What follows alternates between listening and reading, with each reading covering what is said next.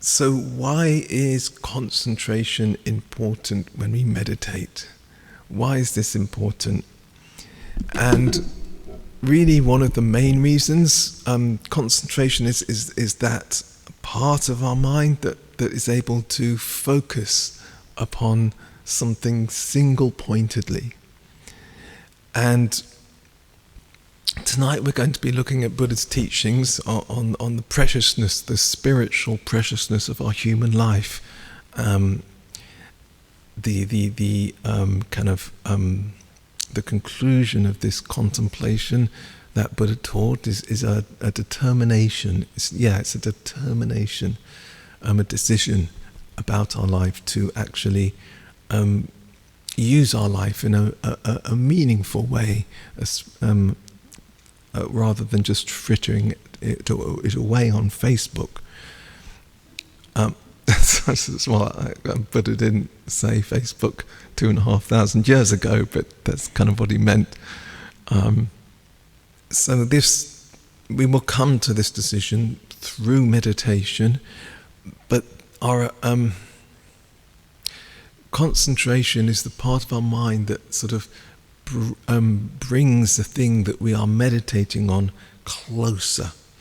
So initially, when we develop this determination, our experience of it will be largely sort of intellectual, and so it's like that determination is here.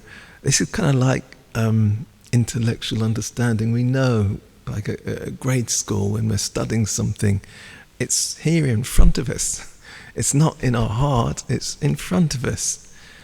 And it's very much like that with Buddha's teachings. When we first gain an understanding of it, it's like at grade school, it's in front of us. And one of the things about concentration and meditative concentration, which is concentrating from our heart, not intellectual concentration, which is just from our head, like concentrating on it from our head, almost like we understand it clearly, but there's a distance. Whereas if we learn to concentrate at our heart, it brings the subject closer.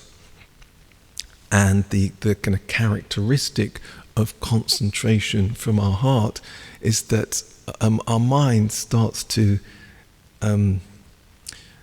become closer to the object and eventually starts to absorb into the object of meditation. We start to become one with it. And when that happens, our life begins to change, because our mind begins to change. And that's the magic of concentration.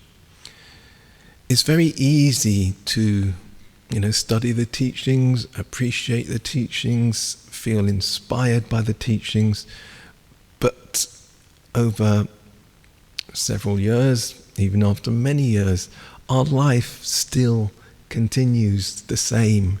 We still get angry or unhappy or whatever in the same situations we've always done. It's almost like our conditioning is still running as normal. We still go through the same old habits like we've always done. Even though we are studying Dharma, our behavior doesn't change.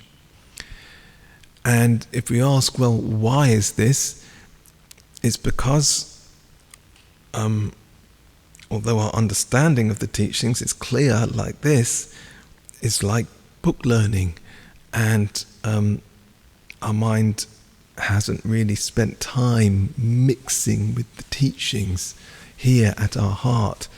And this is because we haven't thought about or haven't meditated with concentration, because the function of concentration is it brings the meditation object closer until there's a sort of oneness. And it's that oneness that changes our mind. And